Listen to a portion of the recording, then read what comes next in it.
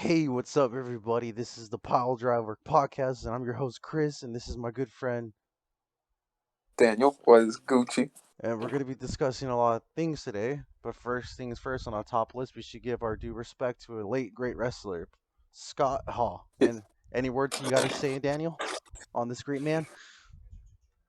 Yeah, man. So, basically, all right. Let me get serious here for a second. So, I didn't really grow up with Scott Hall or the NWO or WCW. I grew up around the time it was the Ruthless Aggression era, right? So it was the John Cena's, the Randy Orton's, Rey Mysterio's, Batista. But the thing was I would always do my research, and I would always go back and watch, the '80s, simply because someone in my family, who I'm not going to discuss too much, got me really, really into wrestling as a whole by showing me Roddy Piper and the NWO. But essentially, when Razor Ramon, aka Scott Hall, jumped ship from WWF to WCW, and that started the whole outsider storyline, brought Hogan into the NWO. Basically, if it wasn't for what Scott Hall did, I don't think there really would have ever been the Monday Night Wars, at least to the degree that it was at. And No, exactly. honestly, exactly. And basically, I would look at his promos in the '90s. He had basically nonstop charisma, nonstop swagger, and there's a lot of wrestlers today you can see that were inspired by that.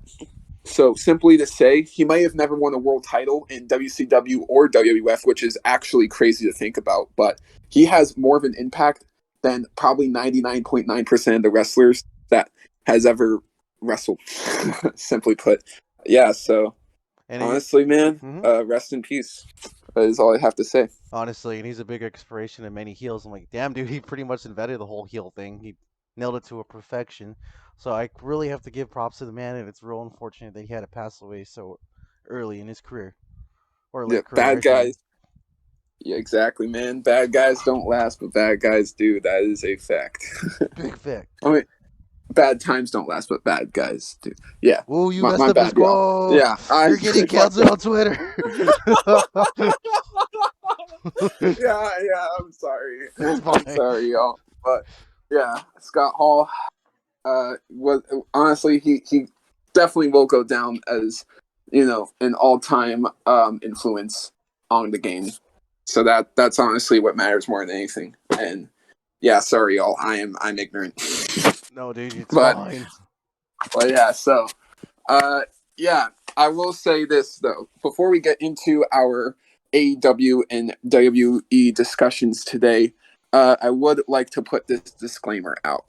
Despite what we may be saying in the podcast today, we do not have any ill will towards any of the wrestlers or performers. I appreciate every single one of those individuals that put their body on the line for literally our entertainment. They have no reason to do that, but they go ahead and do that. And that's the thing. A lot of these wrestlers aren't, they don't have to entertain us, but they do. So at the end of the day, that is something that should be put out there.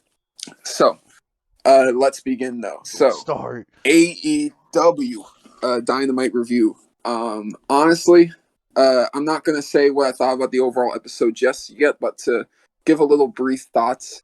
Honestly, outside of maybe one or two things, this was kind of a filler episode, and we will have more in-depth reviews on Dynamite in the future. But we also have the Mania 38 predictions and Kenny Omega injury update. Quite a few interesting stories to cover here. So we're going to try to talk about Dynamite. We're going to try to cover as much as possible, but as fast as possible, if that makes sense. So, We'll keep it short like I and said, simple. exactly. So, to begin the show, CM Punk, his first appearance since Revolution, he fought FTR's Dax Harwood. And honestly, this match was inspired by Bret Hart, and which is quite interesting, I must say, because the majority of the wrestling matches we watch today are definitely inspired by Shawn Michaels. Which is surprising. Like Hell, when, I mean, half the squad of roster of AEW like is pretty much from using the super flips, kick. yeah, from the flips to the super kicks, like all we really see is Shawn Michaels' influence. So honestly, to see a Bret Hart influence kind of match was a really interesting change in pace and a welcome one, if I must say so myself. I thought this was a pretty good opener to kick things off here. And yeah, Punk wins. No surprise. Obviously, yeah. No surprise. I'm sorry, but yeah, he was definitely not going to lose to Dax Harwood. But after the match, this is something I didn't catch last night while watching, but I saw it on clips through Twitter throughout today. Mm-hmm. CM Punk gesturing a title around his waist. It probably we all know. Wait, hold on. Pause. I'm gonna pause the recording.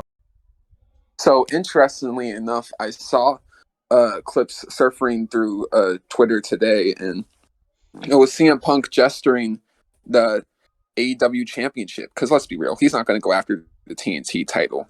So that's very interesting, I must say.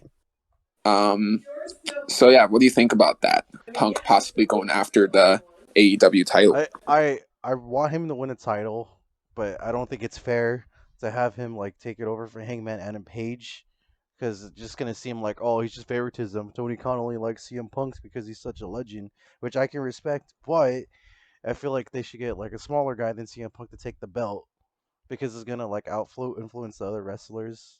Because I mean, if we're being honest here, you can't really compete with CM Punk with most of these guys. I know they're all talented, but the legacy he leaves behind for many of these dudes are kind of just like, how do we go from here? Like, what's gonna outdo the CM Punk title reign? So if it does happen, I'm kind of hoping he like loses or just hold off for now. Well, this was what I was going to say, right? We all thought that MJF was going to be the one to take the belt next, but what if it's Punk? And then in the third match, MJF actually beats Punk in Chicago instead of what we all think, which is Punk beating MJF in Chicago. Because think about it, right?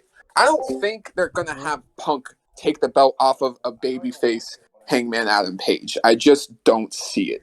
But what I can see happening is Adam Page losing the belt to Adam Cole pretty shortly here. And then Punk versus Adam Cole at All Out, honestly. I mean, not All Out. Double or Nothing, honestly, is starting to be the direction I think they're going in. Honestly, but if MJF does beat CM Punk, is he going to do it clean or is he going to do it dirty? Like, honestly. That's the interesting thing. I genuinely don't know. I think at this point in time, Punk's protected enough to where if he lost to MJF clean, it would be fine. But that's just my opinion. But are they going to go for it? Because, MJF's tricks or whatnot is like, I'm a heel, I must cheat. But, he's the GOAT, but it's fine. I'll allow it, but... Ooh, dude, sometimes that dude just fucking pisses me off. Hey, he's your favorite. I know though. He's you my. Just called him the GOAT. I know he's the GOAT, but god damn it, dude, sometimes the shit he does is just so stupid. Hey, you called him the GOAT though. The GOAT wouldn't do stupid shit. all right. But overall, to get back into the topic, what are you gonna rate the match between Dax Harwood and CM Punk? I'm gonna give it a 7.5. I thought it was a pretty good opener. That's fair. How about yourself? Honestly, dude, I'm giving that like a 7. That was so average. I mean, Dex, there was a pretty few spots where he was messing up his drops and whatever that jump was on the corner of the ring where he just completely like misses. And you're just like, oh, Dex, what are you doing? Are you talking about like where Punk like slightly moved his head and Dex just hit the floor instead of Punk? You're like, okay, Dex, I guess that'll work. It's fine. But oh man, I thought it was really good though. But I was about to ask you one thing. Yo, 7's average? It's pretty average, man. I don't think it's anything but average. Like most of his matches. Ooh, nah, you don't mean that. All right. We'll continue. That'll be a whole different thing, dude. All right, that's a conversation for another day.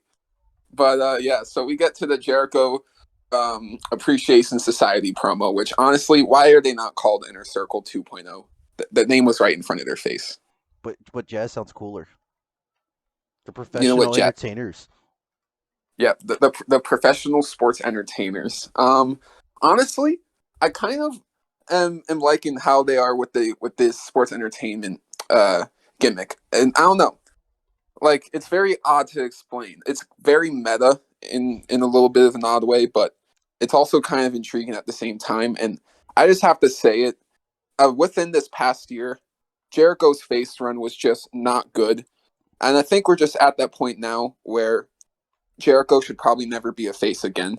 I think he just works best as a villain, and that's just the way it is. There's nothing wrong with that. I mean, was he a face? Because I didn't really see him as that. He was just kind of just there being neutral for most of the time. More like defending himself, I guess. in a way. I mean, I guess I could see that, yeah, because the only feuds he really had was MJF and American Top Team bullshit. Ooh. But what about Scorpion Sky? He's a TNT championship right now. Oh, we're going to get to that in a little bit. and I'm not excited to talk about that. But basically, next up, we have, in my opinion, my favorite match of the night. The 8-man tag between Sting, Darby, Hardy Boys versus Private Party, Butcher and Blade. Yeah, this shit was fucking chaos. No cap. It was so much fun, dude. There were so many highlights of that match. And even if you don't have Hulu or anything, you can easily just watch it on YouTube. Not sponsored by AEW. Not yet. Yeah. Not yet. All right. Fair enough. If anybody from AEW ever finds this podcast, you know who to holler at. No, just. But all right, seriously though, yeah, this match was. But yeah, seriously, this match was sick. Darby almost fucking died, getting yeeted down a flight of stairs, kind of Mick Foley-esque. I dig it. And then Jeff Hardy doing a fucking swanton bomb above a fucking ladder through the merch table. Can we just appreciate how sick that was, dude? I must have imagined being there live and seeing that. Dude, holy shit! Yeah, imagine that. But I saw one thing people were trying to call Jeff Hardy out on, and it was that there were cardboard boxes under the tables. Yeah, that's the merch area, you fucking dumbasses. I just had to say it. It's probably for their safety, man. It's fall. You don't fucking expect the Walton bomb to fucking paralyze. I'm just like, dude, he just started. He's not gonna fucking break his neck, unlike somebody else, which is real unfortunate. Oof. Yeah. Oh man, now you got me thinking about Becky. Yeah, it was. Oh well. God damn it! I miss Biggie. God damn it! But after that, the only thing I felt kind of meh about the match, it's not even. It's gonna sound like a hot take, but I'm sorry, dude. But Sting's a legend. But like every time he wrestles, it's just so fun to watch. It's funny because I don't believe a single time he's like actually landing the punches or selling the moves very good. Like the Sting splash is so cringe. I'm sorry. There was fun. one. I mean, I'm not gonna insult that. I dig that kind of stuff. It's I like Sting a lot. No, I do too. Awesome. I'm just saying, like that one part with the spring. It was just like, dude, stop. The one thing that actually that made me kind of go like, oh no, was like actually the ending, how he caught him, and the commentary was kind of trying to be like, oh, does he have him in the Dragon Sleeper? No, we knew what was going on. No. God bless his soul. Yeah, God bless them for trying to save that, but no, we know a botch when we see it. It wasn't a botch, bro. It was planned. Sting's got this. He's a veteran. No, man. I mean, and then that gave all the fucking people on Twitter a lot of fuel, saying like, "Oh, Sting, AEW gets praised for letting Sting wrestle, but WWE Goldberg." Here's the thing, though. AEW are never gonna they're clearly never gonna put the AEW belt on Sting. Yeah, he's just there for Let's just call that out now. Yeah, they're never gonna put the belt on him, and if they do, that would be really fucking stupid. You gonna diss him like that, dude? Not even a tag team belts of him and Darby Allin? No, I'm down for a tag title run with him and Darby. He's never gonna win the AEW championship, so people need to stop worrying about that. Yeah.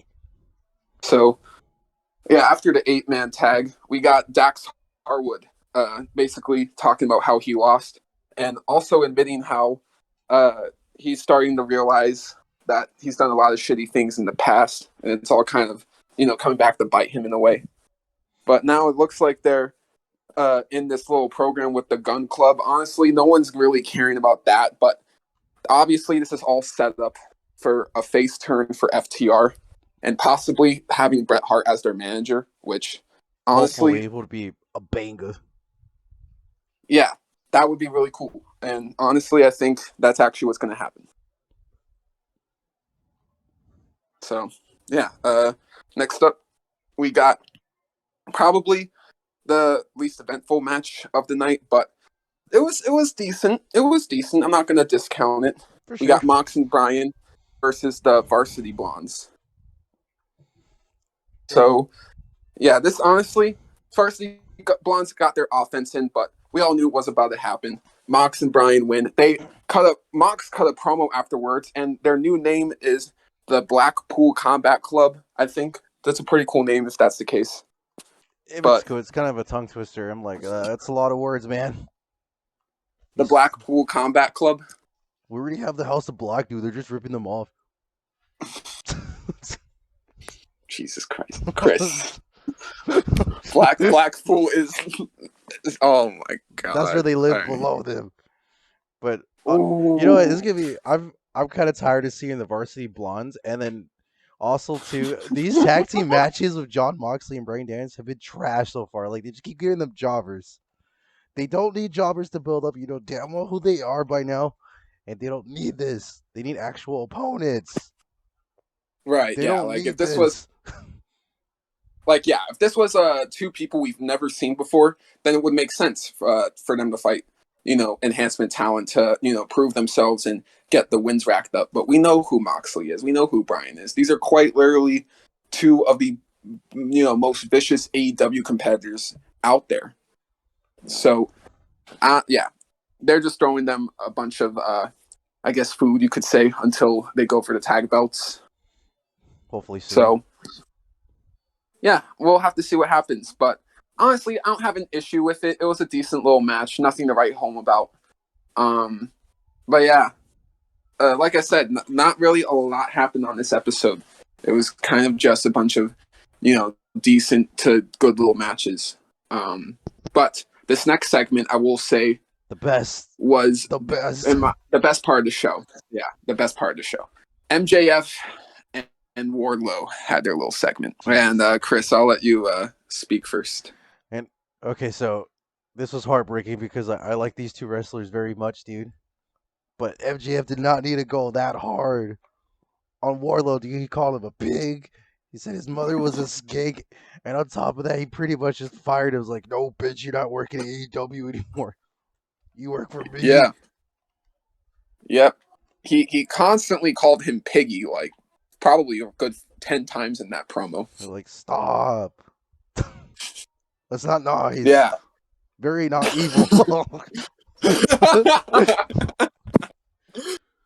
Dude. I was like, dude, that's unnecessary. You're just hating on Beefcake. Oh, man. Honestly, yeah, it was a great segment. They're doing a really good job at making Wardlow a face to root for here. And, MJF just being MJF, nothing wrong with it. So, yeah, I really don't have a lot to say about that. No, but you did get the little hint of the Pinnacle coming back, which is kind of cool. I'm like, oh my god, they acknowledged it. They might actually do something. Right, because I was actually starting to wonder to myself, like, they've really had the Pinnacle around for almost a year. And to think about it, in my opinion, this group really could have been the next Four Horsemen. They could have literally, controlled the company. You could have had Wardlow go for the TNT, MJF AEW, and then FTR for the tag. But I don't know. I feel like they've kind of fumbled the bag here with the Pinnacle. But we'll see. They can always, switch things up. Because that's the thing, right, about AEW is that we never really know what's going to happen next. We can only speculate. Exactly. But it was definitely the best promo. Well, anything MJF says is the best. All his promos were great.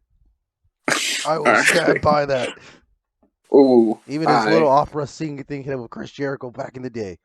no, we are not going to talk about. We are not going to talk about that.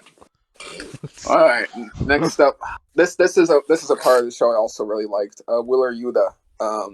They're finally making him a little bit more of a focus. He doesn't want to be the best friend, but he wants to be the best wrestler.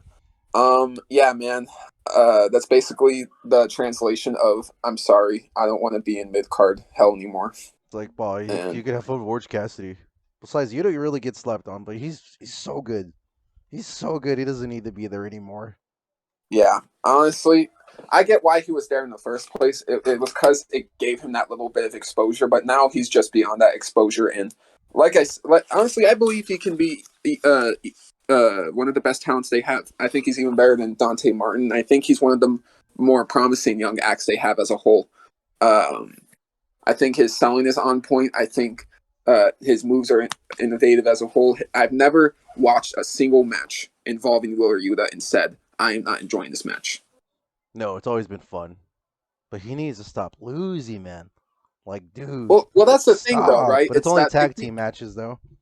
Well, that's the thing, though, right? It's that loss creates character. Loss is ultimately a lesson, right? It's that you learn from every loss you take. And that's the point. Wheeler Yuta is here. Yeah. If losing is the lesson, then why does Fuego keep losing? Apparently he hasn't learned anything. Because AEW don't like Fuego. Yeah, Fuego 2 died. But Fuego 2 died. So Adam Cole versus Jay Lethal. I thought it was a good little match. They've had better, but to be fair, this match didn't really get a lot of time to, for them to really do anything special here. No. But yeah, it was a good little match. Adam Cole wins 7 out of 10. Easy. I'm gonna have to disagree, man. That's gonna have to get an 8, personally. We haven't seen Jay Lethal in a long time, and he was just going after Adam Cole like nonstop for the whole match. And like just everything he was doing, his submissions, his finishers. But oh my god, I'm so sick and tired of Adam Cole winning by doing that stupid low blow in every single fucking match he's in. It's so dumb. You might as well just be the Young Bucks doing the same shit with the super kicks. Like, dude, you did this already. Stop. If anything, I feel like him having the cheat to beat Jay Lethal might have made him look weaker than it did before wrestling Jay Lethal. Is that wrong to say? No. Because think about it. Mid-carders, jobbers have been beating Jay Lethal.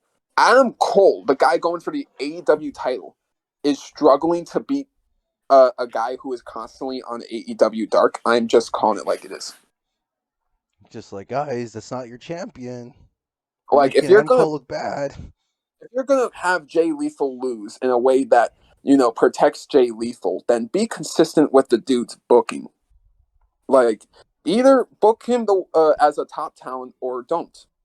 You can't have it be both ways. It just doesn't fucking work that way, and that's clearly what's been going on with Jay Lethal, and I'm just not committed to it. Oh, exactly. So, after the match, though, we have Adam Cole stealing the AEW championship, basically insinuating that since, the next time they wrestle, Adam Cole assumes that he's going to win, so he's just taking the title now. Just stole it. And do you feel like they're making Hangman look so weak as a champion run? He's just getting his ass kicked by like every single challenger that like does his little promo just for him to win. And I'm like, dude, you're looking like a weak champion right now. Like, what are you doing? You think Adam Page is looking like a weak champion? Yeah, dude, because you notice like every interaction of every challenger that fights him or challenges him, he always gets his ass kicked consistently, and he ends up winning every time. And like, stop! You're making him look weak. That's the world champion. Well, I don't remember the last time he's lost an actual match. Oh, he's not. I'm not talking about the match. I'm just talking about strictly the promos. Because you notice that too, right? Like all the time, with him getting his ass kicked, is like, I'm gonna come back, and then he wins. Yeah. Well, this is what I was gonna say though, right? It's when he got assaulted here, it was against an entire staple, and he was by himself. Oh, yeah, so I don't know if you can really count that though. Well, that's the thing, right? We've been seeing this little dissension recently between Hangman and the Dark Order. We've been seeing that, which is why like they didn't come out, but Jurassic Express did instead. But yeah, my point is I get what you mean. A lot of people haven't really been loving Adam Page's title reign I've seen. Honestly, I might be in the unpopular when I say it. This is my favorite AEW championship run so far. Is it better than Moxley and Omega, man? Yeah, I would say better than Moxley and Omega. And here's the reason why. Because there's a clear-cut direction in the story we're trying to tell with the character. Because even though the title is on Hangman, the priority with Hangman is still the narrative with his character, and that's something I really like. You know, you're a star when the title becomes secondary. That's how you shine as a star. I mean, like, look at Roman Reigns right now. He's big. He feels bigger than the Universal title itself does. He's better the than same the can company. honestly. I mean, like, yeah, like what I'm saying is like with Adam Page, you take in like the whole narrative that has begun with AEW. You know, he had all this belief in himself that he was going to be the first ever AEW champion. He lost to Jericho, so he wasn't, and he kept taking all these losses, and it started to kind of weigh down on him. And you know, that's when he started to go to alcohol and kind of try to associate himself with people that clearly weren't his kind of people. Like Omega and the Young Bucks. Mm-hmm. And, then with Hangman's whole chase towards Kenny, that was great too, but clearly it's been like this. With Kenny, Adam Page was constantly scared to confront his demons. You just drink his problems away. But think about it like this though. Anytime we flash forward through Bryan, through Lance, and through Adam, every single time Adam Page has gotten more and more confrontational. And that's the thing, right? I think this title run is more or less continuing the Hangman narrative. And for that, I like. And I will say this, though. I think it was a mistake having one of his world title challengers be Lance Archer. Filler. And I think it is a current mistake that we're continuing Adam Cole and Adam Page as a feud. If we were going to have this, I think it should have just been one match at Revolution. I don't feel the need of having a second match, personally. But this is what I was going to get to, right? Mm-hmm. I think they want to put the belt on CM Punk. But if they have CM Punk take it off of Adam Page, he might not get the babyface reaction AEW is going to want him to get. We're going to see him as a but heel. If they put the, but if we put the belt on Adam Cole, then have him be the champ for like a month and a half, maybe. Sure, a lot of people can argue, I don't want Adam Cole as a transitional champion. Let's be real. This is going to be one of AEW's top guys going forward. I guarantee you he's going to have more than one title run. I really guarantee you that. Yeah, he's not even like mid-carter. I mean, he's all over the place. He has this thing with the Young Bucks and the Red Dragon. And, like, yeah, he is cemented on this show. Like, he's not going anywhere. He really has two tag teams fighting for him. He doesn't know what to do. So, yeah. Next up. Oh, no. Oh, no. The cringiest shit ever. The most cringiest fucking promo in the entire show. So Sammy bad. and Tay. Oh, yeah. I say Sammy and Tay because I blame them for this segment more than anybody else. Jesus Christ. Oh, my God. This was a fucking disaster. Oh, man. I felt embarrassed watching that. I had to close my eyes and just pretend I wasn't there, man. I was traumatized. Well, especially, that fucking Twitter. I'll try to put in the pockets. I'll censor it. But dude, I'm just like, stop. You don't have to put it on the podcast. I'll put it on the podcast. No. For real, though, here's the thing, right? I don't have an issue with Sammy Guevara and Tay Conti as a couple. Oh, boy. I do, however, have an issue with them putting their juices on top of the late, great Brody Lee's TNT championship. You know what's crazy? You know Eddie Kingston actually like made a Yeah, comment on that's Twitter about that thing too. if Eddie Kingston, someone who's among the AEW roster, made a comment on it, that probably tells you not everyone was pleased with Sammy's comments and in general, just things, period. Because this went from being about pissing off haters to disgracing a championship and disgracing a friend. Because boobs. Honestly, Sammy lost a friend in me. I mean, not a friend, a fan in me. You got a friend? No. No, yeah. Sammy lost a fan in me. There we go. And here's the thing. A lot of people are like, the only people getting pissed off about this are a bunch of virgins. I'm sorry. They're the ones acting like a bunch of virgins by posting everything they do together. And it's like, dude, nobody Like, cares. Like, we like we're get it. You're a couple. I like don't give a shit. are are Seth Rollins and Becky Lynch posting, PDA and then yelling at people, respect our privacy. Respect your Like, privacy. and then they get so mad with the Oh hate no! that they Oh literally no! blocked off all communication and create a new email and said, "Oh, this is the only way to contact us going forward." We're tired I of you just guys have to hating, say it. even though Sammy cheated. But ah. No. Here's the thing. I am done hating on Sammy for whether or not he cheated or not. I wasn't even hating on him in the first place. I don't Neither hate was on I. anybody I don't know at all, right? But at the end of the day, what the fuck? When you thought about, dude, this is the same fucking championship that Brody Lee held on his shoulder. Exactly. This is the same fucking championship And that they Brody, gave to that dude's son on the tribute show. Like, this title is a fucking joke now. and then Darby Allin too. This is awesome run. The beginning of the company. If you go way Right. back.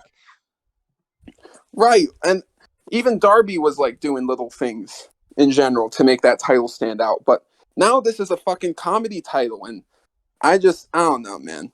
I don't know. This whole thing has just left a bad taste in my mouth. Damn. That's what Sammy said too. You're like, Sammy, why would you say that? Stop. That's Right. cringe. Usually I blame Dan Lambert for these shit segments, but nah, Dan wasn't the problem this time. So, yeah, all I have to say is Sammy puts on some great matches. There is no denial about that. And the deal is honestly, if someone, for the love of God, can just take away Sammy Guevara's and Tay Conti's phones, I'll probably enjoy them a lot more. She's like, stop. Like, Guys, get stop. those two off Twitter, please. But you keep Fuego on Twitter. Oh yeah, you could keep Fuego. Fuego's But okay. no, like, was there any like thought about that in the back of either of their heads while they did that? Probably not. No, they probably just got it from their Because asses and just went because for it. because I will tell you the truth, I didn't even think about that when it was first brought up. It was Eddie Kingston that really pointed it out on Twitter, and it got me to really like think about everything. Like, all right, wow, He's just like, yikes. yeah, exactly. So, like I said, Edge and Lita weren't being cringe. Neither were Becky and Seth. It's not the virgins who are getting pissed off. It's fans that are getting pissed off about the fact that these two are just being dishonest with their audience. I mean, they're gonna have to acknowledge that they're really well. I know this is off topic, but they're gonna have to eventually acknowledge how the relationship kind of started in a bad foot, and that's why they're getting all the hate. No disrespect to any of them, but let's be real. It didn't start off great. Hate. Like, I'll say this: Edge cheated, Lita cheated. Hella famous people and wrestlers have cheated before. That's not the issue here. The issue here is how disingenuous they've been about this entire situation and how they literally don't want to respond to legitimate criticism, but they want to act like it is hate and people aren't respecting their privacy. But they want to go ahead and post pictures of themselves completely naked with the TNT Championship. So bad. I'm just saying. We're never gonna get that bitch out of my head. So, yeah, like I said, I'm not trying to spill any ill will towards this situation, but yeah, that was not great. But it did lead off So, to a great women's match. Dude, yep. Let's Red get Velvet, on. Layla Hirsch. Let's go. That match was honestly pretty fire. And Layla Hirsch has been slept on by quite some people for quite a while. She should be the one that defeats Thunder Rosa. Either her or Jimmy Hayter would be pretty dope. I'll be But down for we'll that. talk about the first challenger for Thunder Rosa next. I'm just not happy with it. Honestly, I'd give the match a 7.5. Layla cheated, but who cares? But she cheated, Like so it was so dang. the Dude, the way she wrench to the cheated was back of the cool though. head. Yeah, I was like, yeah. what the shit?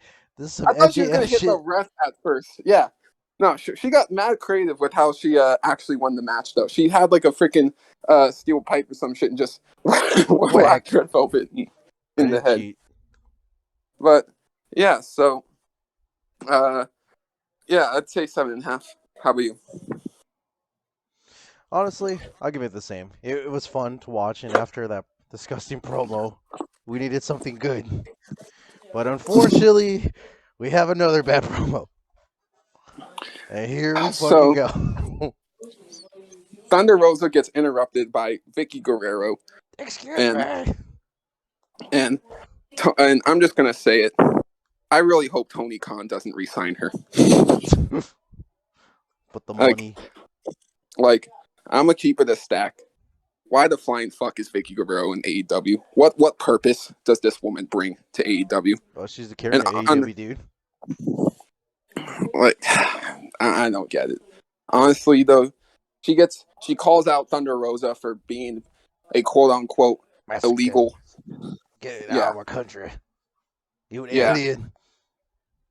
And then that leads to Nyla Rose attacking her. And this is an actual interesting statistic. Nyla Rose has challenged every single AEW champion. So there has not been one AEW title run without her.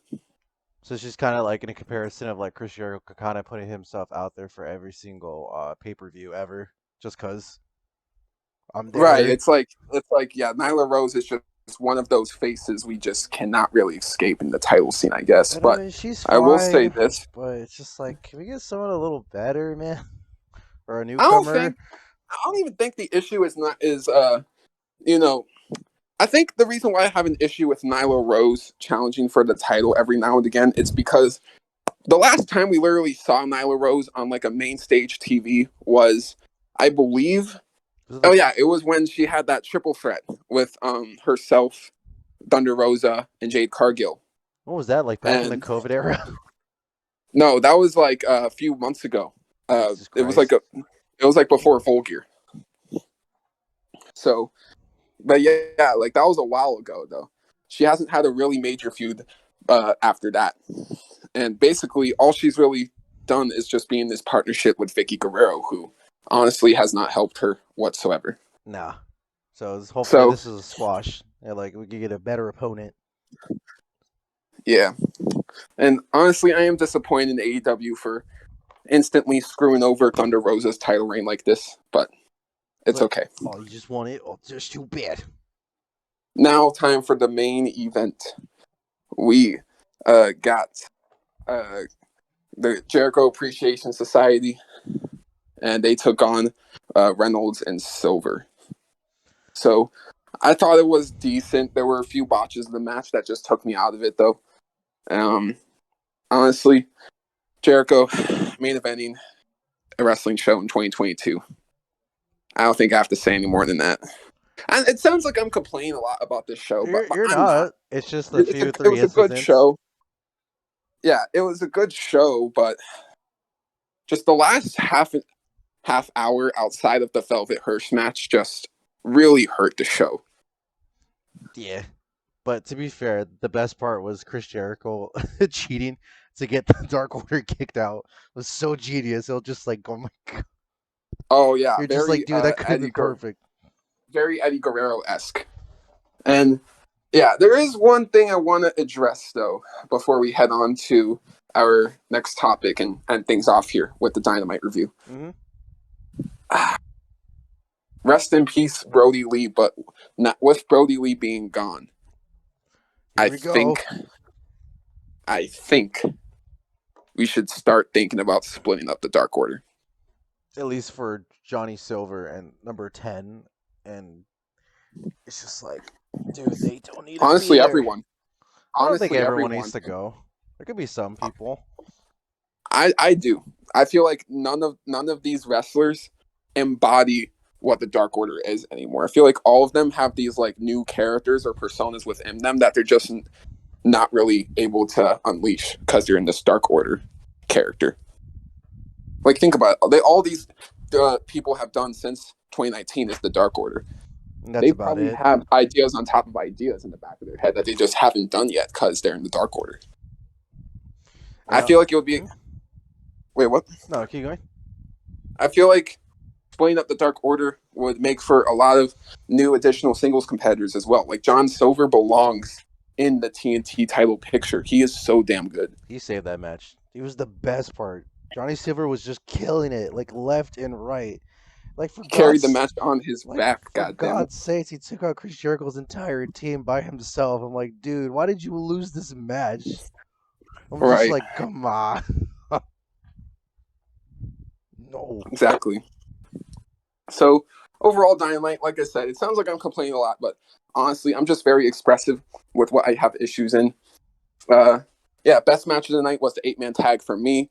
Worst match of the night, I'd probably give it to the main event Thing. but yeah. And I guess for me, the best match would be surprisingly Red Velvet versus Lila Hirsch. I was loving every moment of that. And then the worst match for me personally would be the John Moxley tag team because that was such a snore and it was so predictable who was going to win. And I'm just like, I don't care. Just cut to the promo. Right. Oof. So yeah, 7 out of 10 show for me. How about you? I give it 8. There was a lot of fun moments, but there were some cringy parts. But overall, mostly filler. But I couldn't complain because I enjoyed every minute of it, except for those promos because they're bad. Oof. So now, yeah, that was Dynamite. I know we said we were going to keep it short. It's very hard to keep a conversation short when it's about AEW. So sorry, everyone. AEW. But yeah, last piece of AEW news here for the week is going to be on Kenny Omega. This is going to be a little injury update. The sources I have gathered from here are from Inside the Ropes, itrwrestling.com, and WrestleTalk.com, or also known as WrestleTalk on YouTube. So Kenny Omega hasn't been seen on AEW since November, and it was on the Dynamite episode after Full Gear, and basically that was when he gave like leadership to the Young Bucks, which they haven't been the leaders at all since he left. And Cole kind of just took it over, but it's fine. Yeah, that's clearly being done intentionally, which is cool. That's fine by me. And then, yeah, so it's been noted that Omega has been dealing with a number of injuries, including torn labrum in his shoulder. I don't know why I said it like that. A hernia and issues with his knees. And he's also been struggling with vertigo since 2018. But yeah, so basically he's going to have to go through the knee surgery. That's going to require roughly 10 weeks to recover from. And then the surgery to repair his hernia will require 2 months of recovery as well. So yeah, he is probably going to miss Double or Nothing. No, he'll probably be back in the summer. It's quite sad to say, but honestly, get better soon, Kenny. The rest of the world misses you. Yeah, and if you don't come back soon, we'll put you in a wheelchair and you can just cut a promo. It's fine. Please come to Double or Nothing. We spent hard money for you to come here. Oh yeah, to give all of our viewers context, we are going to AEW Double or Nothing in Las Vegas this year. So a lot of what we're going to be talking about in these next few months is probably going to be involved in that event. But yeah, so now time for the WWE fraction of this video, the WrestleMania predictions. But before we get to the WrestleMania predictions, there is a quick question I want to ask. Yo. Is Cody Rhodes a sellout? I kind of want to say yes, because his whole reason for leaving is not even getting paid for, from what I understood, the same salary as CM Punk, but he doesn't need it and he doesn't deserve it, because what has he done? He's ruined Malachi Black, and it's just like you're pushing yourself to win, and it's just like, dude, stop. All Like, right. go somewhere else if you're gonna do that crap. Like, go to Vince McMahon land if you want to make it all about you. You'll be irrelevant anyways in a couple of months as soon as this WrestleMania thing's over. You'll be mid-Carter at best. Damn. All right. Damn. Fuck Cody You Rhodes. genuinely feel that way? Dude, he's just doing this for clout. I mean, he can wrestle, but god damn it, the way he goes about his writing and putting himself over all these talented people just fucking pisses me off. And you're just like, stop. You don't need a win. You made the House of Black look like losers. And for God's sakes, they're versing the Varsity Blondes. But anyway, we'll get back to the topic at hand. Yeah. In some ways, they haven't really helped out all the talent in AEW. And there were those backstage issues with him and the Elite, obviously. That probably, led to some of the dissension backstage. But here's my whole thing, right? He put quite some talent over. He put Darby over. He put Sami over. But I get what you're saying. There were talent that he should not have beat, but he beat. So, I will say this, though. Cody Rhodes isn't going back to WWE for his family, more than likely. But at the same time, does one person have to do everything in honor of their family? Like, no, not necessarily. So that's what I mean, right? It's that, let's say this. So by default, in honor of Dusty Rhodes, is Cody Rhodes supposed to spend the rest of his wrestling career at All Elite Wrestling? I mean, without All Elite Wrestling, he probably wouldn't even be allowed back in WWE. Okay, I don't even think he was that good, though. They're just using him for clout. Well, Vince is. But no, that's the thing, though. That's the thing, though, right? It's who the fuck would be Darby Allin, MJF, Sammy Guevara, Jungle Boy, without Cody Rhodes starting the AEW idea, going out of his way to find talent? Tony Khan may be running the operation now, but the one from the get-go, the one with the vision in the beginning, was Cody Rhodes. And that's the thing, right? I feel like a lot of people are thinking he's a sellout because he's doing something for himself. But that's the thing, right? I just see it as, he's finally doing something for himself in the sense of where he's been doing nothing more than help other people for the past few years of his life. That's true. He had to watch over an entire roster. I don't know. And yes, I get why, he won a lot. It was because whenever someone did beat him, that person would look more important in the long run. And honestly, if more people beat Cody Rhodes, would the Darby Allin win have been as important as it was? No, it wouldn't have. Neither would have the Brody Lee win last year. I mean, not last year, in 2020. Neither would have the MJF win. Cody has to won the majority of his matches because anytime someone beat him, they looked better for it. So, at the end of the day, and in his very last match, he lost to Sammy Guevara. And he literally played the heel in that match too, on top of it. So, in my personal opinion, I just see it as Cody Rhodes, what he did is he really helped out the wrestling business. And he proved there are places outside of WWE. But at the end of the day, we all probably know this. Cody Rhodes did say in interviews he wanted to be with AEW till he died. But that's the thing, right? It's that visions can always change. And the thing is, what Tony Khan has now with CM Punk, Bryan, Danielson, all these WWE guys, it's above him now. That wasn't really Cody Rhodes' vision. The AEW that's around today clearly isn't what Cody had in mind back then. It's become something entirely different. And honestly, back in 2016, he was offered $500K a year to stay.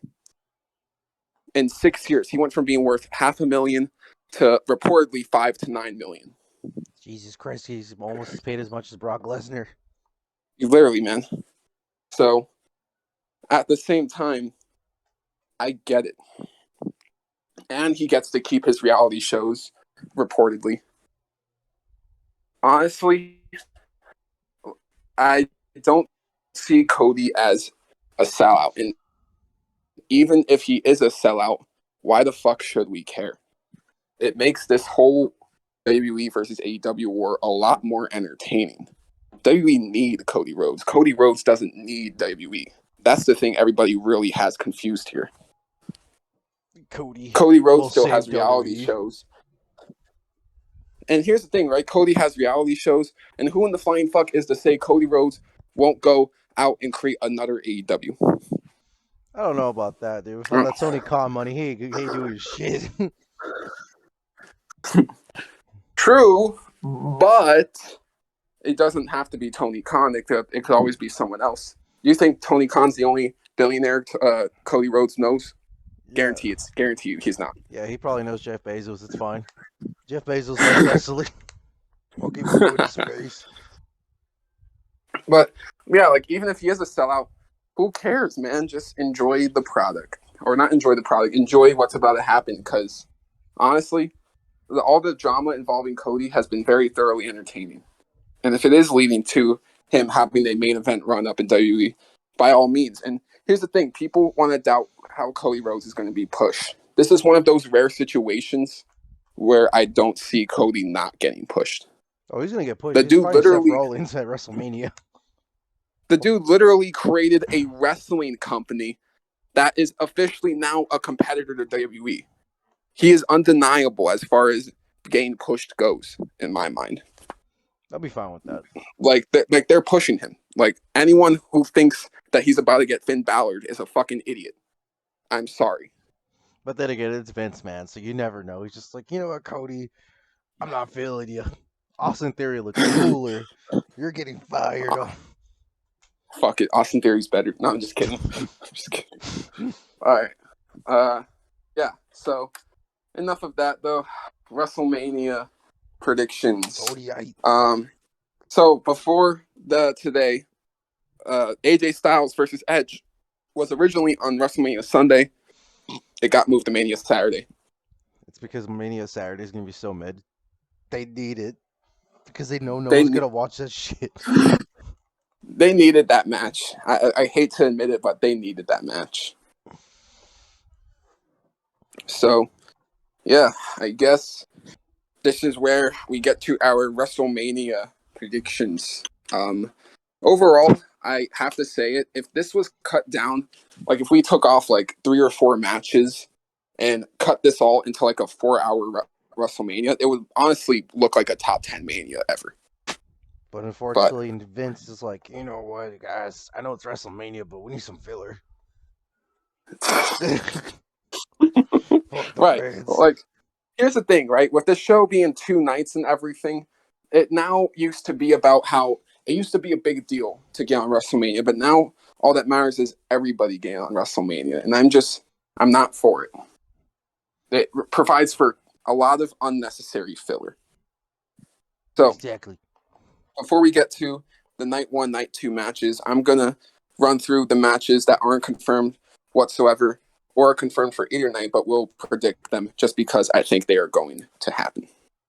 So, the first possible match that has yet to be confirmed so far is going to be Kofi Kingston, Xavier Woods, and Ricochet versus the Peaky Blinders, a.k.a. Sheamus, Ridge Holland, and Pete Dunne. No, I am not calling him Butch. Why not?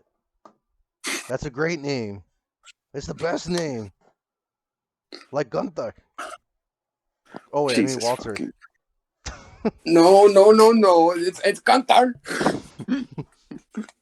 Oh my god, man. What the fuck? So, yeah. Night 1. Or not night 1. Yeah, I mean, I see this match going on night 1. Personally, because honestly, night 2 needs to slap harder. It's the ending. So yeah, they don't really got an opponent planned for Ricochet in the IC title, so they're most likely just going to throw him into the mix with the Peaky Blinders feud. And yes, I am calling them the Peaky Blinders because they look like the Peaky Blinders. They're cheeky bastards. That should be their name, the cheeky bastards. But no. Originally, the plan was Big E, Kofi, and Xavier. Obviously, the New Day reunion probably was what they were going for. But Big E, of course, with his neck injury, get well soon. Dude, that was not his fault. That was so not cool. It looks like it'll probably be Ricochet taking his spot. And honestly, whatever. This match honestly belongs on the Smackdown. Yeah. But what do you got? Who you got here? Peaky Blinders or New Day and Ricochet? Hopefully it's a New Day and Ricochet. But I have a feeling this is going to be a pre-show. I don't think Vince is just going to be like, they're not going to have any pre-show matches. No. Nah, since it's a 2-night. We'll probably start off with this. It's going to be very fun, but I don't know, man. I don't know how I feel with this whole Biggie thing happening. I'm just like, it's kind of a little disrespectful, don't you think? It's like kind of just like throwing a random dude, has nothing to do with the New Day. Just throwing Ricochet. And well, like the reason why, like I said, is because they don't really have any opponent plan for Ricochet because they fired too many people. It's like, oh yeah, he's the Intercontinental Champion. Whoops. Right, like we're literally about to not have an IC title match planned out from what it looks like, which is kind of a bummer. Exactly. But yeah, I think they're going to give the win to the faces. New Day and Ricochet. Just seems easy in my mind. And the other match that is not confirmed is United States Championship, Finn Balor versus Damian Priest. They have fought 3 times already, but the thing that can make this one interesting is that this might possibly be the Damian versus the Demon. We don't talk about the Demon. Dude, they can't save the Demon. I'm sorry, dude. But after that match with Roman Reigns, that Demon thing was like, oh my god. They ruined it. Yeah, it is. It's going to be hard to revive the Demon, but I feel like this is where they start. So, yeah, I think they give the win to the Demon. He retains the title. Simple enough. And I think we get Damian Priest moving on to the world title scene. Exactly. It'll be a safe match, but overall, it'll be fun.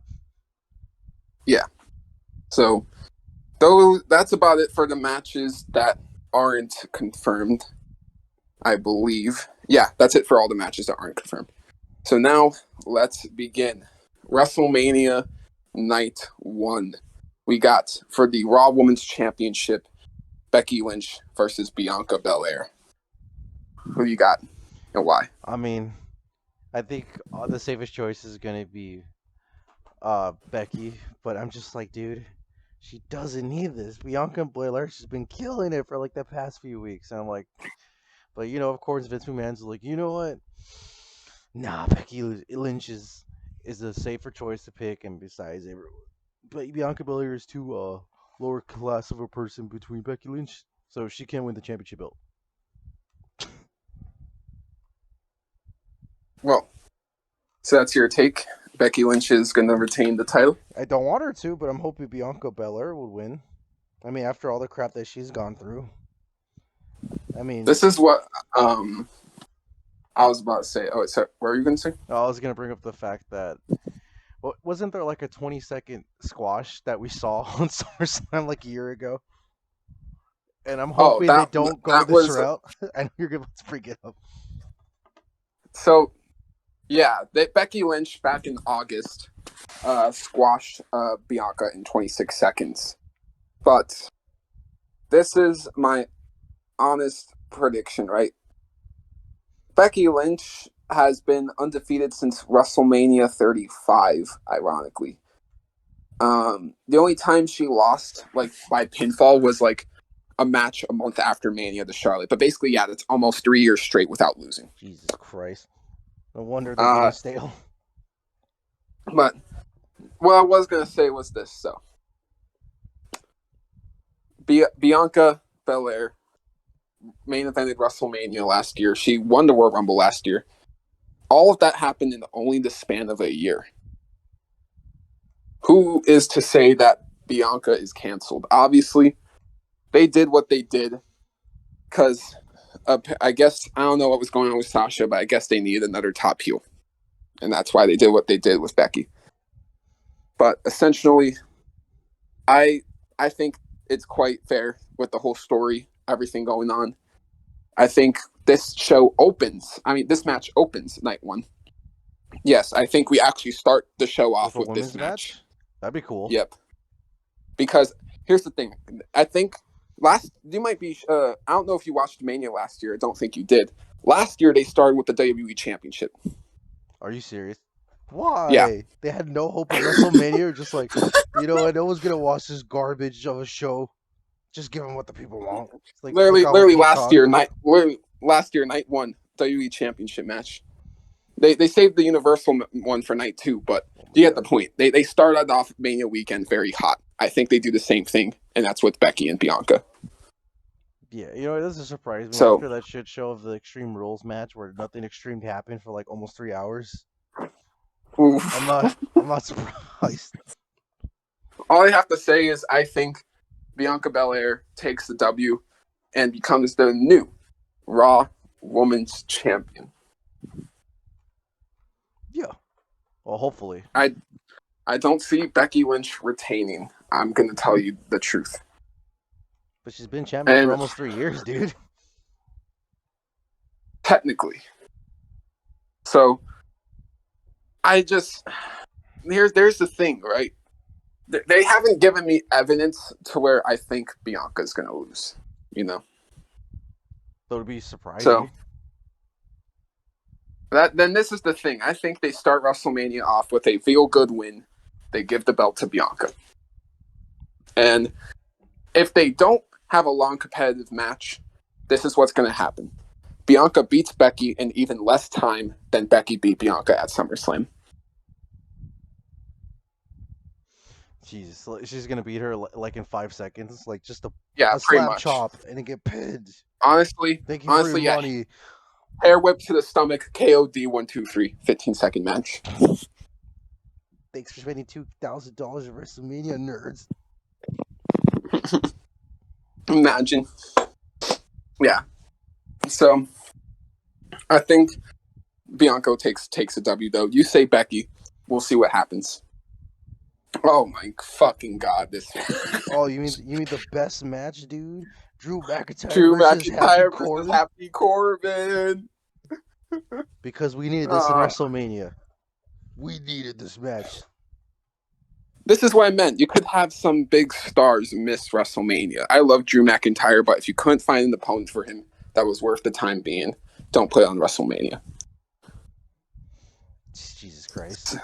It'd be awesome if Drew McIntyre just pulls out his sword, just fucking murders Happy Corbin.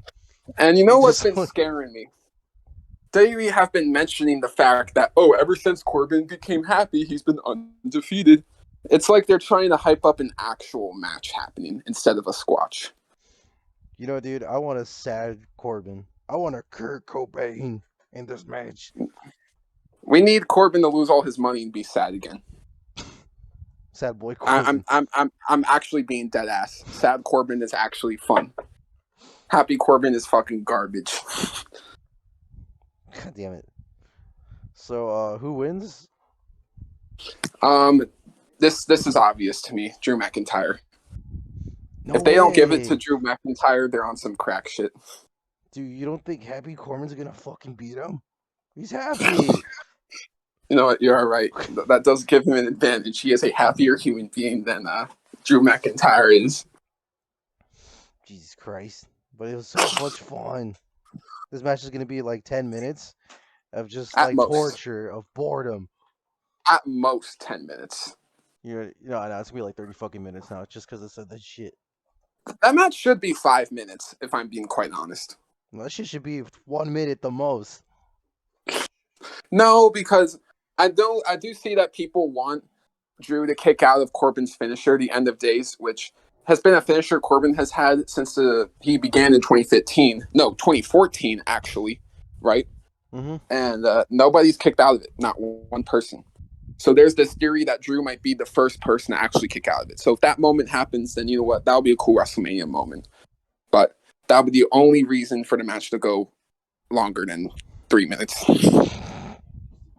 Oh well, that's gonna be crappy. So the next one, SmackDown tag titles: Usos versus Nakamura and Rick Boogs. dude. If my boys Nakamura and Rick Boogs don't fucking take this title, I'm gonna be so mad. Here's the thing, right? The Usos have had the titles for quite a while. Nakamura and Boogs. Honestly, the story that's been told here is that they've basically been nothing but stepping stools for the bloodline. And they've had enough, simply put. And they're going after the Usos tag titles. Yeah, I think they actually win the belts here. Okay, they better, because when we get to the main event for night 2, I'll bring this up. But for now, I'm hoping that they lose the titles just for that very close reason. I think this is my thing. But I'll save it for the match when we talk about it. I want Usos to lose the belts, and I just want Roman to be pissed the fuck off about it. That's what I want to see more than anything. Just Roman having a meltdown the night before WrestleMania, night 2. He just has a meltdown about his brothers losing the belts. With Seth Rollins. I mean, not his brothers, his cousins. Ooh. But with Seth Rollins, the Shield, you killed him. I mean, that was a botch. Well, yeah, I think Nakamura and Boogs take it. They've been, honestly, having the crowd in the palm of their hands anytime they come out there and wrestle. So, yeah. Next match, the Mysterios versus Logan Paul and The Miz. I'm so excited for this match. You don't know how excited I am for this match. We got Logan Paul, Jake Paul, the greatest boxer to ever live, the best wrestler to ever step platform on WWE. Honestly, I'm gonna say it, dude. Logan Paul should have been the cover of the newest game, dude. Oh, Ray's get the hell out of here! And his son is mid. Get the hell out of here! No, dude, they have to win. I'm actually giving the win to the Mysterios. No, dude, they don't need it. Logan Paul needs it. What on what planet does Logan Paul need a win in WWE? Because why the fuck not? The Miz has lost all these pay-per-views so far. He needs to win. Why the fuck not? He lost the KSI in a fucking boxing match. He shouldn't be winning a wrestling match. That was years ago, dude. We don't talk about this shit. He wasn't ready. There's no fucking fighting credibility in the WWE. That's not true. You can't say that. You can't say that. That's racist. I'm excited to see if I'm proven wrong. Racist? I'm white too. Ooh, that's even more racist. Oh, hell no. Oh, hell, I'm going to cancel you just because you're not going to let Logan Paul take his well-deserved victory. When he hit Dominik with the special, dude, I was like, I felt that. You know what? I want to see Logan Paul hit the 619 on Rey Mysterio.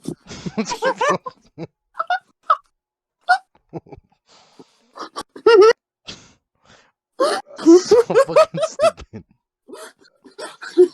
It's okay, dude. Logan Paul is the best Pokemon trainer. He's the best YouTuber. He's got the best diss tricks. Dude. He's gonna be the best wrestler in this fucking show. He's saving the show. It was like a little what was it? Photo. He had like a little sketch of his ring gear. That dude literally about to wear Seth Rollins' ring gear. As he should. As he should. Oh hell no. Yeah, I think Mysterios take it. I think because here's the thing, we're not gonna have every celebrity win on this show. Some have to lose. I also see why not. You're not gonna dest the fucking Paul brothers' name like that. It's fucked up. Oh hell no! It's every day, bro. Fuck. Next is the SmackDown Women's Championship match. Oh no! Charlotte Flair versus Ronda Rousey. I don't even want to watch this match. That's how bad I think it's gonna be. I don't even want to fucking watch this. And I'm not the only person that agrees with this statement. Who the fuck asked for this match? You're right. No one wanted this match. You already know who's gonna win. Ronda Rousey. It's so stupid. Like, no hit on Honestly, her though, but like I know she just came back after years of not wrestling, but dude, like you could have just but this built it is out a my little longer. thought, right? I want Ronda Rousey to win, and I want Charlotte to disappear for 6 months.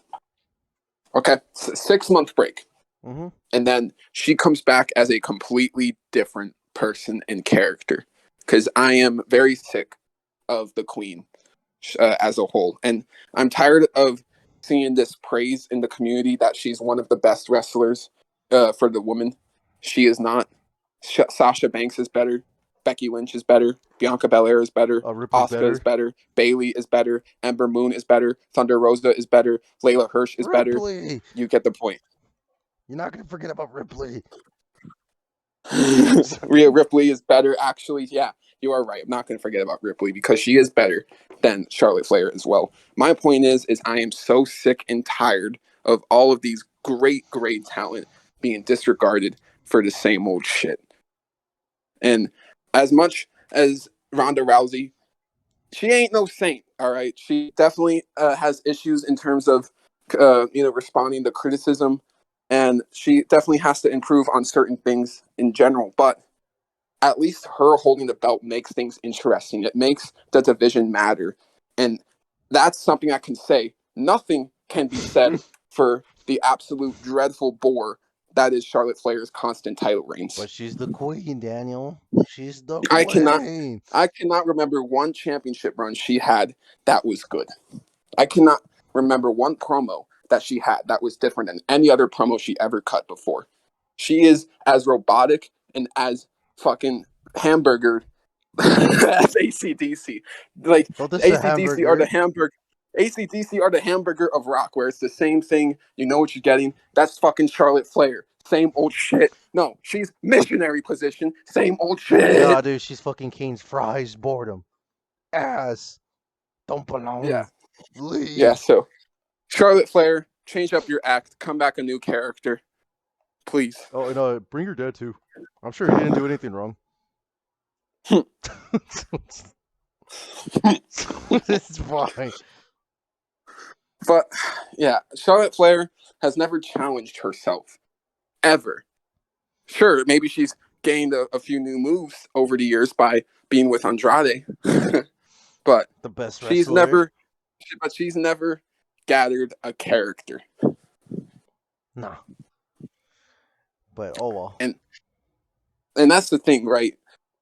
I guarantee there'll be more intrigue on Ronda than there ever would be on Charlotte Flair. And I'm sorry no one's ready to have this conversation yet, but that's just the truth. And that's the fakes. The cow fakes. All right. KO segment with Steve Austin. Is Dude. this leading to a match? I don't think it's gonna lead to a match. It's just gonna be doing a stunner. But if it actually does happen, it's gonna be the greatest thing ever. If it leads to a match. I think if it does lead to a match, it goes no longer than 10 seconds. Damn. All the match is going to be KO getting stunnered. I know, but I want a little build up, man. Or unless Kevin Owens breaks Steve Austin's neck on live on Peacock. I would love an actual match between them, but Steve Austin doesn't want to disrespect the legacy he's had in the past, which is why apparently backstage he is pretty much very against wrestling at Mania. Trash. But I can understand. All right, main event for night one. If this doesn't main event night one, then yeah. WWE. Any match that happens after AJ Styles versus Edge, I'm not watching. Ooh. AJ Styles versus Edge needs to be the main event. There's nothing else that can main event because nothing else on night one is going to be better. As a matter of fact, nothing else on night two is going to be better either. But at least with it being added on night one, it gives Roman versus Brock that room to breathe. Exactly. You don't need Edge and AJ Styles taking up the championship spot, but that match is gonna be so sick. And I'm torn on the winner, dude. I'm so scared. It could really go either way. Jesus Christ. The crazy thing I'll say about this match is I think this is the hardest match to predict on the show. Because they both need it. You got Edge retiring, and same thing for AJ Styles, and they both have their various reasons of winning. And I'm just like, But in that regard, at the same time, neither of them really need it either, though. And it's hard to explain, right? It's like I feel like they're both going down as legends, and no matter who wins and who loses here, it's not going to determine who is the better star of all time. And we know that. I'm better than you? This is what I was going to say. And yes, this may spoil my prediction at the end of the video, but we need to build we need to build faces up right now to take on Roman Reigns. Yeah. Or even if it's Brock Lesnar. We need to build people up. I think AJ gets the win. Will they do a rematch in the future? Probably, because I wouldn't do only one match between these two. But I think AJ takes the W. But yeah, Edge won't be done with him. No. I was actually going to say the same thing, funny enough. I thought you were going to pick Edge for like a hot second. I'm like, oh, but he's the phenomenal one. And I want AJ to win. He deserves to win a main event of WrestleMania.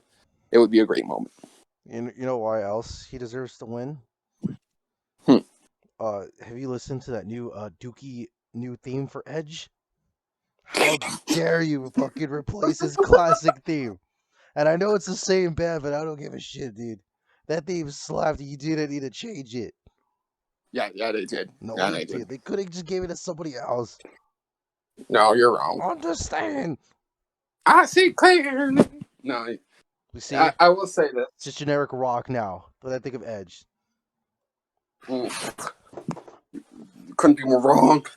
No. I think it's a great theme. It's not the same quality of this old theme, but honestly, yeah, they changed the one theme that didn't need to be changed at all. But it's whatever. I think the new character, like I said, he didn't even need to change himself because Edge was already so awesome. But this new Edge is also awesome. No denial of it. So, yeah, this is going to be the best match of the weekend and quite possibly the match of the year. Ooh, that's a little hefty because there are some bangers on night 2 that are definitely might take up that mantle. But we'll see. It. So, on night 2, Raw Tag Team Championship match. RK Bro, Street Profits, Alpha Academy. Who wins it? The best. You go first. I definitely think Alpha Academy isn't winning it. That's for sure. I think it's either RK Bro or the Street Profits. And that's the thing. I think they're actually going to start everybody off. Everyone's expecting Street Profits to win. I'm actually going to go with the latter. I'm going with RK Bro. I think they're going to extend the Street Profits and RK Bro into a feud.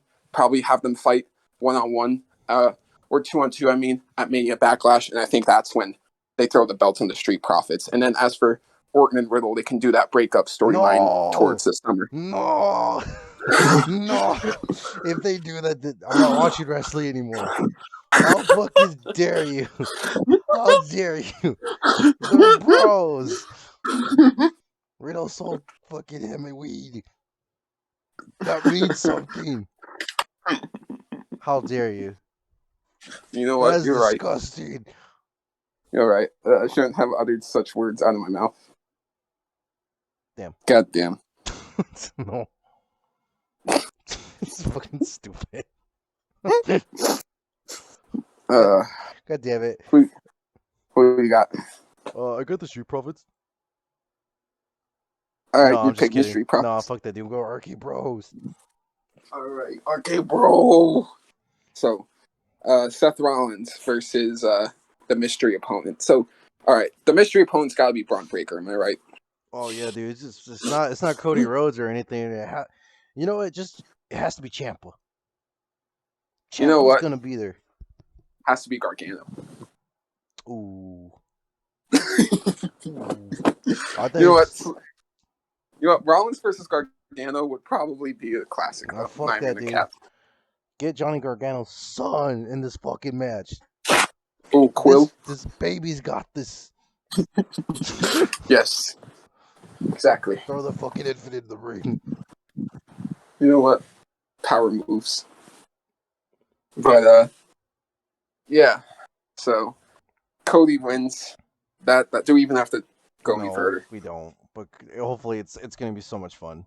It's gonna be an amazing match. It's gonna be an amazing match. Imagine you're right. It was Braun. How fucking pissed off would you be if that would actually happen? That'd be stupid. That's the type of shit a man cries himself to sleep about. So yeah, that would suck. Yeah. Next up, my boy PatMcafee, who is also a SmackDown commentator, also NFL punter. PatMcafee going up against Vince McMahon's chosen one, modern day chosen one. It feels like Austin Theory. So, who's winning here, Austin Theory or PatMcafee? Probably Austin Theory because he's more popular with the kids, and more importantly, popular with Vince McMahon. Ooh, I see. I'm going to go. Honestly, I feel like it'll make for a fun moment. Fuck it. They're gonna give the win to McAfee. Yo. So, the next Anything Goes match, Johhny Knoxville versus Sami Zayn. Oh my god, I'm looking forward to this one so much. Fuck Roman Reigns. Fuck Cody Rhodes. You know what? Fuck Logan Paul too. I take it back. This is the match we're all looking forward to. Dude, actually. I want fucking Steve-O to like pop up out of nowhere because there's no rules. So fucking get. No, yeah, I have a feeling they're gonna get all the Jackass crew up in that bitch. Oh, this match is gonna be so fucking retarded. I can't wait. Hell yeah, it will be. So, who's winning? It has to be Johhny. Yeah, they're giving the win to Johhny. It has to be Johhny. Especially the whole fiasco thing with fucking Sami Zayn. Like, phone number getting leaked on Twitter, him actually answering. I'm like, you mad lads. Yeah, the story's been absolutely hilarious so far, needless to say. I honestly can't say anything other than I've been so entertained with this entire feud, and honestly I don't want Knoxville going anywhere, actually. But yeah, Knoxville wins. If not, I think Sami could win, but then I think the whole Jackass crew would just beat the shit out of him afterwards. It's gonna be great. So yeah, now this is kind of like the cool down match for night 2, I guess you could say. The Fatal 4-Way with all the randomly thrown together tag teams.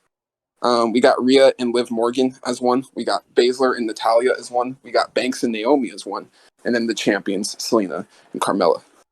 They don't know what the hell they're doing. Fuck WWE for actually combining a bunch of last-minute thrown teams and just say, hey, there's your WrestleMania match. Again. We don't need everybody on the show. But it's WrestleMania. So, who wins it, though? I'm actually going to say Banks and Naomi. It'll probably be the safer choice, too. And this is an interesting stat, too, that I just realized. Sasha Banks has 0 wins. Really? 6 losses at WrestleMania. Jesus Christ. 0-6. If she loses this, she will be 0-7. She is the literal reverse Undertaker. Ooh. So, hopefully, that can no longer be a thing.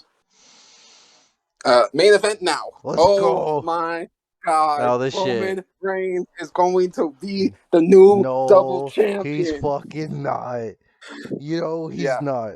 And you know why? I'm just gonna warn all you guys. We're basically gonna be yelling at each other for these next couple minutes here. We'll make this the whole fucking private segment, man. Daniel, you're crazy. If the Usos, they better lose the titles. They better not fucking get involved in the last match because that ending at fucking Crown the Jewel was so stupid, and it shows how much of a weak ass champion Roman Reigns is. He always needs the Usos bitch asses to save him from Brock Lesnar. Weak. I think the whole issue is that Brock Lesnar hasn't once acknowledged Roman Reigns, yet he's had opportunity after opportunity after opportunity. Why should to he acknowledge acknowledge him. a loser? Why should he acknowledge a loser? Roman Reigns has more of a successful dynasty behind him than Brock Lesnar ever will have. Who knows Brock Lesnar's brothers Yeah, and sisters? We but don't know who the fuck Brock's brothers and oh sisters are. my We know god, who Roman's brothers and sisters are. We know who his whole family is because his whole family is icons, unlike Brock Lesnar. he doesn't need to rely on others to be popular. Brock Lesnar And is his own beast. He doesn't need like, oh, my fucking cousin is Dwayne the Rock Johnson. Roman Reigns My is the head of cousin's the Dwayne table. the. No, Roman he's Reigns not. is the tribal chief. Roman Reigns is the universal champion. He is the one who's going to conquer the one that is Brock Lesnar. He's not gonna do it if I was bitch boys. Weak. You don't know what you're on about. You don't know what you're on. He gets saved by the stupidest shit all the time. Dude, you don't know what you're talking about. This man has literally been champion for almost 600 days, providing banger after banger after banger. And honestly, he's been one of the best champions we have ever seen. Brock Lesnar is a part-time son of a bitch, and we do not need him holding both belts hostage away from the company. Roman Reigns was literally about to lose to fucking Finn Balor, but then of course the Demon had to get bounced. Yeah, he's been really butthurt about the Demon losing back in September and has never shut up about it. I'm sorry, you can't call Roman Reigns a tribal chief when he's literally getting saved by plot armor like all the fucking time. Something always has to happen in these fucking matches, and I'm so tired of it. Well, this is what I was about to say, right? Is that at Crown Jewel, that was clearly set up for a later date, and we're here at that later date, WrestleMania. Yeah. So, is the Usos getting involved? They fucking better not. So. They fucking better not. But what I was going to say is I won't be surprised if they do get involved, though. If they get involved, that just shows you how much of a weak-ass champion he is. Again. Or he just has friends, something Brock Lesnar can't get. He doesn't fucking need friends. He's a beast. He's sponsored by fucking Jimmy John's, all right? True, but if a beast is going against a 3-on-1 situation, the beast ain't gonna win. The three are gonna win. Dude, if that's the case, I better see fucking John Cena dress as Pacemaker taking out the Usos. That ain't gonna happen, Chief. I'm not acknowledging fucking Roman Reigns until he beats Brock clean. Which he isn't. He's gonna beat Brock clean. No, he's not. He's gonna beat Brock senseless, as a matter of fact. This is one thing that must be mentioned, right? This is, funny enough, their third WrestleMania main event. Good. They had a WrestleMania main event at 31 and a WrestleMania main event at 34. There was blood in both of those matches. So this match requires blood. Yeah. Oh, you know why Roman Reigns is going to lose too? Because he's a coward and he doesn't want to get killed by Brock Lesnar with his tow truck. And he's a cowboy. Call me Brock. Do you really think WWE are so stupid to throw away Roman Reigns versus The Rock for a Cowboy Brock title run? Yes. That would be the dumbest shit ever. You're assuming that The Rock's even going to show up like last minute. You don't even know that for sure. He's going to show up. You know that. It doesn't have to be at WrestleMania, but he's going to show up. He's going to show up no, he's sometime not. In the future. So they got to do Roman Reigns versus The Rock, or else what the fuck was the point in this tribal chief character in the first place? Because they have anyone else. Because they fired everybody. Jesus fucking Christ. They're going to do Roman Reigns versus The Rock at WrestleMania 39 in Hollywood next year. That's not going to happen, dude. You're crazy. Because it's going to be Brock Lesnar fighting The Rock. What match? I'm just saying it, man. Right?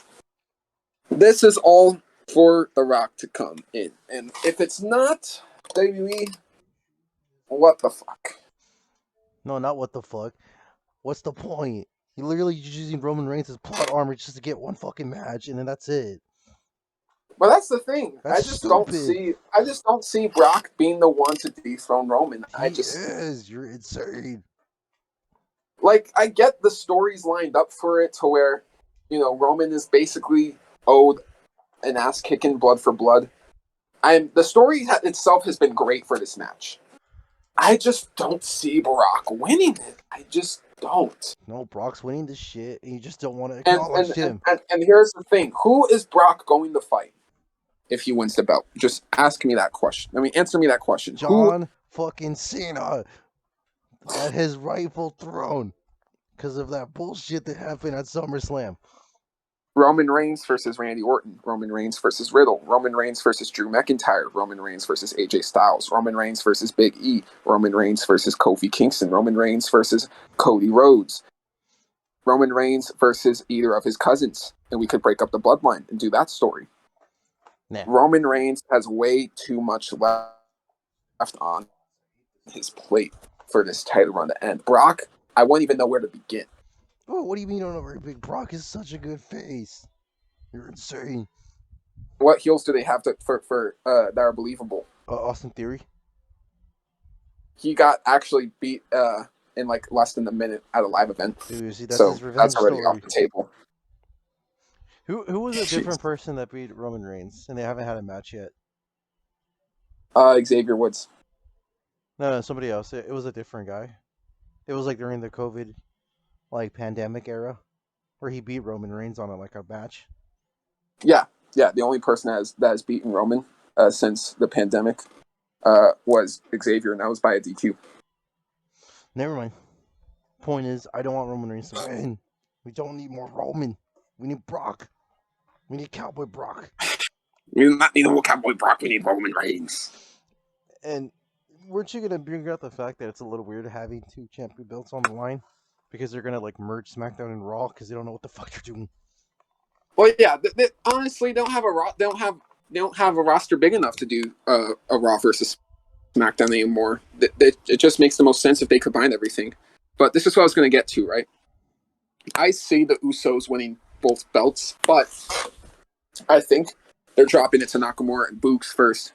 But Nakamura and Boogs ain't holding those belts for long. That's fine. They're going to drop it right back to the Usos. That's fine. I think this is just supposed to make for a good moment. And that's all that is supposed to be done.